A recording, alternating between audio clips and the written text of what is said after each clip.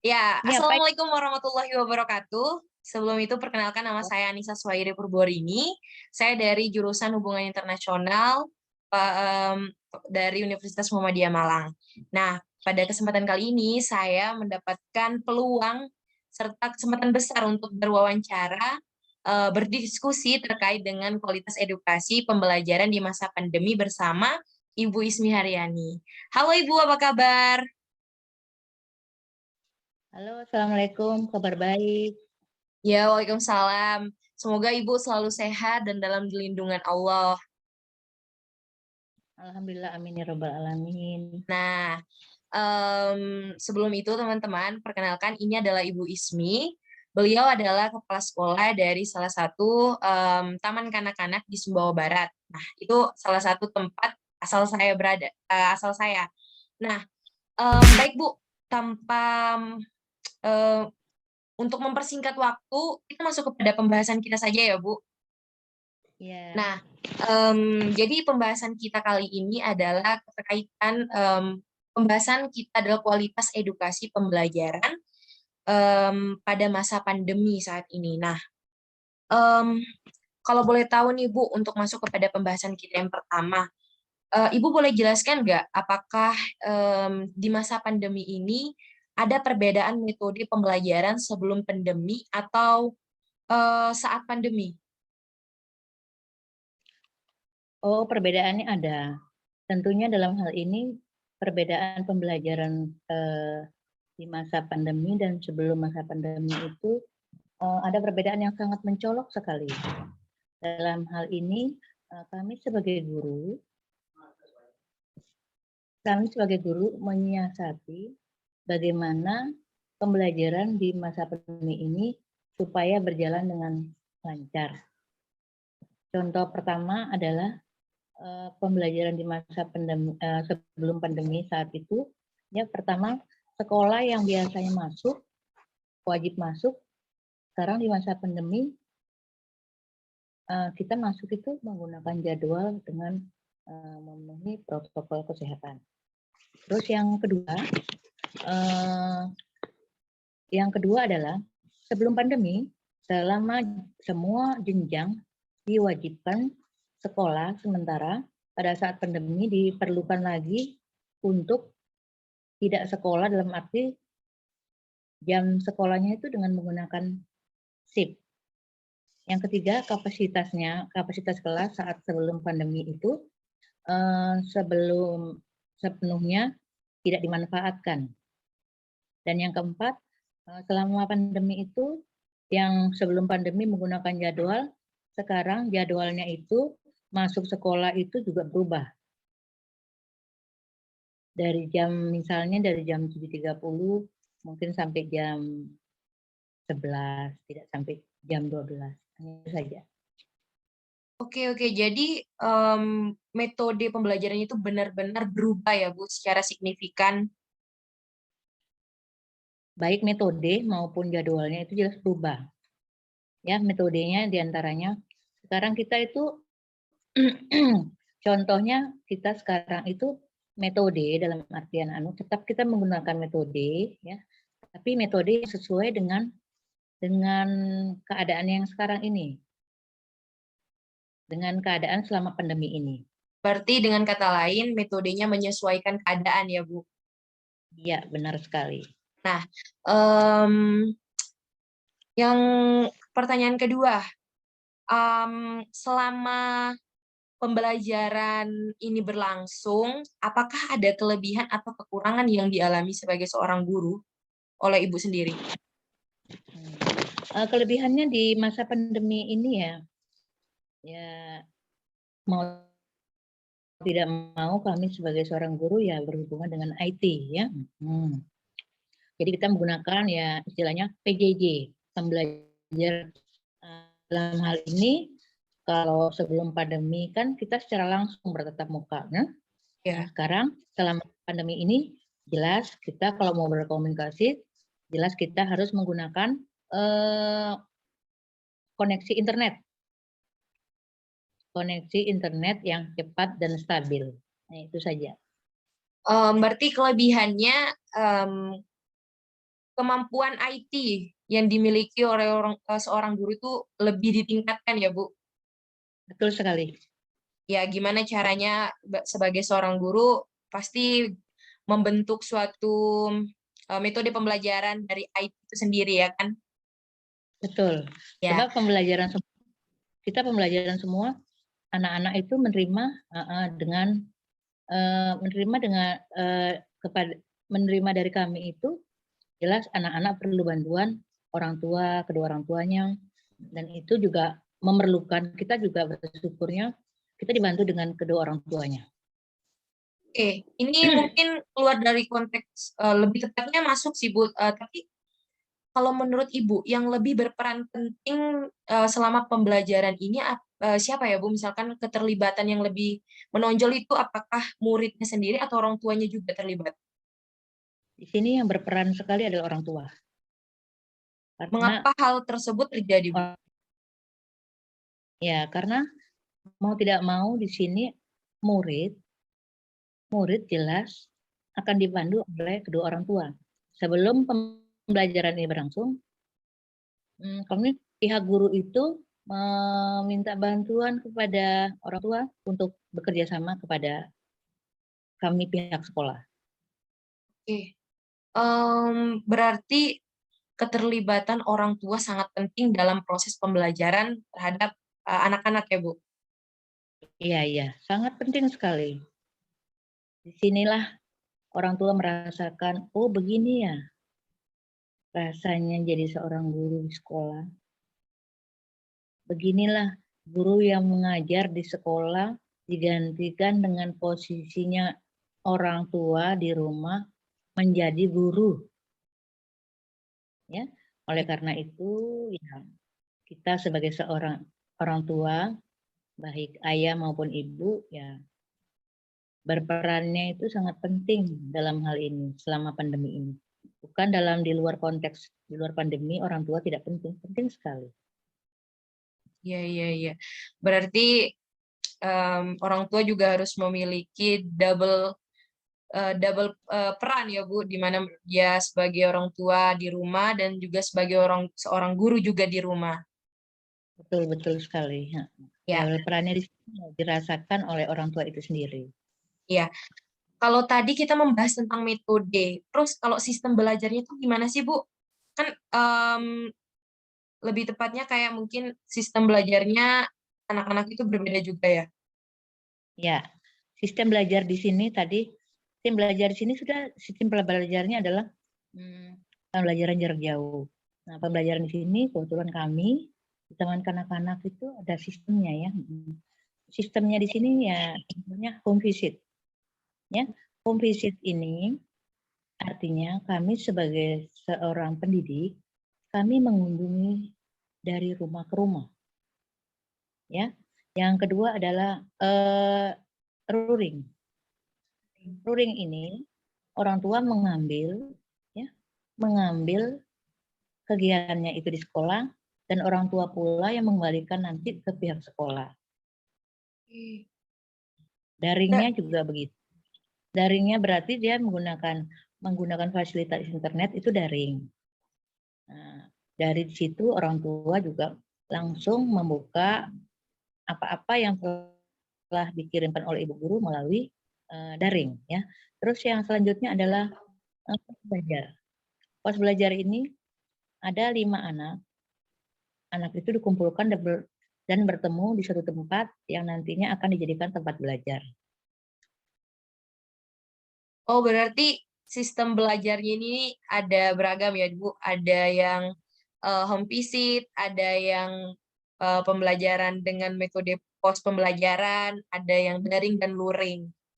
Ya, betul. Kalau dari yang Ibu jelaskan, mungkin yang di antara sistem pembelajaran yang Ibu sebutkan tadi yang lebih banyak menyita waktu dan em, lebih tepatnya lebih buat capek gitu loh Bu, bukan sih kita memposisikan bahwasannya kita sebagai guru juga kan kita merasakan. Tapi kayaknya home visit itu tuh lebih banyak menyita waktu ya Bu. Ya, home visit itu betul-betul kita lakukan anak-anak yang tidak mempunyai media. media HP ya, betul-betul tidak punya karena kendala keadaan bisa. Makanya pihak sekolah jalan satu-satunya ya kami sebagai guru ditugaskan untuk melaksanakan home visit. Kalau tidak kami laksanakan, kasihan dia akan ketinggalan dengan Oh, pembelajaran. berarti penerapan home visit itu hanya berlaku bagi murid yang tidak mempunyai media komunikasi ya, Bu? Betul sekali. Oke. Em, kita masuk, lalu saya ingin menanyakan kembali pertanyaan selanjutnya, yaitu em, pasti nih Bu, keragaman kriteria karakter anak-anak itu berbeda kan dari sebelum pandemi dan saat saat pandemi saat ini.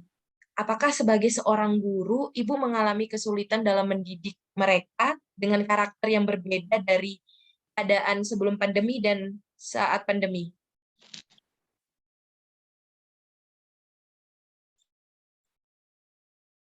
Nah, ya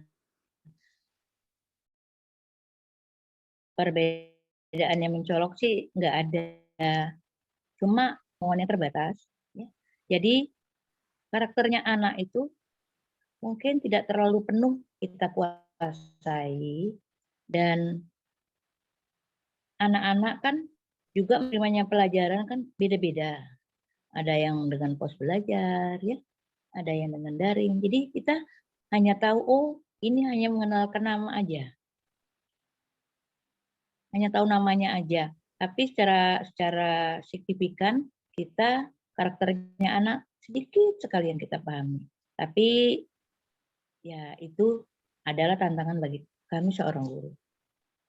Kami akan melakukan perubahan-perubahan yang positif selagi perubahan itu tidak melanggar kaidah-kaidah yang ada. Baik, baik. Baik, untuk pertanyaan terakhir nih Bu, terkait dengan tema yang saya angkat, menurut Ibu nih, gimana sih kualitas edukasi pembelajaran selama pandemi saat ini? Yang Ibu rasakan dari kualitas edukasi pembelajaran saat pandemi saat ini, sama dengan kualitas edukasi sebelum pandemi itu, apakah ada perbedaan menurut Ibu? Oh, kualitas edukasi pembelajaran selama pandemi dan sebelum tentunya ada perbedaan. Ya, perbedaannya sangat mencolok sekali. Yang seharusnya tema itu selesai dalam waktu yang sudah ditentukan. Jadi selama pandemi ini kita mau tidak mau adalah kita dikejar sama waktu dan sistem. Jadi disinilah kita ditempa untuk pandai-pandai mengelola aktivitas kita untuk melaksanakan pembelajaran itu, sehingga pembelajaran itu yang seharusnya ada peningkatan sebelum dan sesudah masa pandemi itu, kita sebagai seorang guru ya jalan satu-satunya kita istilahnya bukan cara mendongkrak ya, kita istilahnya melakukan perubahan. Perubahan itu ya perubahan yang tentunya perubahan itu ada positif dan negatifnya. Dalam hal ini saya sebagai guru hanya berbuat sehingga nantinya anak itu mencapai edukasi pembelajaran yang maksimal.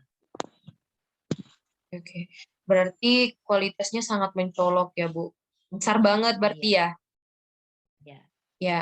Ya, Bu, kemarin nih Dan saya sempat mewawancarai salah seorang wali murid nih. Rata-rata dari mereka ada yang bilang lebih memilih untuk sekolah tatap muka. Apakah menurut Ibu itu juga sangat ideal dalam sistem pembelajaran kali ini? ya ideal sekali karena PTM ini dirindukan sekali.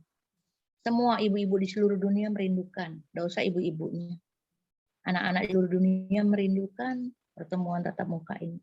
Walaupun terbatas Karena ya, Bu? walaupun secara terbatas. Nah, terbatas di sini artinya pemerintah melakukan batasan-batasan yang sesuai dengan kondisi dari daerah itu sendiri. Berarti tatap muka adalah suatu sistem yang sangat efektif walaupun terbatas. Betul sekali, terbatas artinya ya tetap kita menggunakan kaidah-kaidah atau protokoler yang berhubungan dengan keadaan kita selama masa pandemi. Intinya kaidah-kaidah itu tetap kita laksanakan sekalipun kita dalam pertemuan tatap muka terbatas. Berarti kesimpulannya nih, bahwasannya kualitas edukasi selama pandemi itu sangat mencolokkan perbedaannya. Dan orang tua pun berperan penting dalam sistem pembelajaran anak-anak mereka di masa pandemi saat ini, ya kan Bu? Ya, benar sekali. Ini kesiapan kita sebagai orang tua. Intinya orang tua di sini untuk meningkatkan edukasi pembelajaran itu sangat sekali berperan. Berperannya orang tua di sini karena apa? Kami sebagai guru betul-betul rindu sekali pembelajaran ini, bukan pembelajaran ya, pandemi ini cepat berakhir. Kami tetap berkomunikasi secara langsung dengan anak-anak kami. Intinya bukan kami saja yang rindu, semua orang yang merindukan tentang pandemi ini berakhir dan pembelajaran tatap muka itu tetap kita laksanakan, dan seperti biasa istilahnya pembelajaran normal itu kembali kita laksanakan. Itu hanyalah doa kita semua, semoga pandemi segera berakhir dan kita hanya berharap dan memohon kepada Allah semoga kita itu ya sudah tidak tidak galau lagi dengan bagaimana ini, kita takut sama ini terus. Sekarang semuanya dimulai dari diri sendiri. Begitu protokol kesehatan semua kita laksanakan, kita pegang teguh, ya insya Allah pembelajaran, keadaan kita semuanya akan baik-baik saja. Insya Allah, amin ya rabbal alamin. Ya, wah seru ternyata kita berdiskusi terkait kualitas edukasi pembelajaran bersama Ibu Ismi. Sebelumnya terima kasih banyak ya Bu telah meluangkan waktu dan kesempatannya. Sama-sama. Ya, baik, untuk mengakhiri diskusi kita pada hari ini, kita boleh foto bersama dulu ya Bu. Saya buat ini nanti saya jadikan dokumentasi, oke? Boleh, Oke. boleh. Oke. Sebelum itu, oke, bersiap ya Bu. 1, 2, 3. Oke, terima kasih Bu. Sama-sama. Semoga sukses Mbak Anita. Iya, Semoga sama-sama. Terima kasih lagi juga Ibu ya telah meluangkan waktu dan kesempatannya membagi pengalaman, cerita untuk berdiskusi dengan saya. Semoga orang tua di luar sana juga mendapatkan pembelajaran ya Bu, di mana mereka juga harus berperan penting dalam pendidikan kualitas edukasi pembelajaran anak mereka. Ya kan Bu? insya Iya. Allah semoga semua orang tua itu betul-betul antusias ya. Nah, karena itu semua dimulai dari kita sendiri.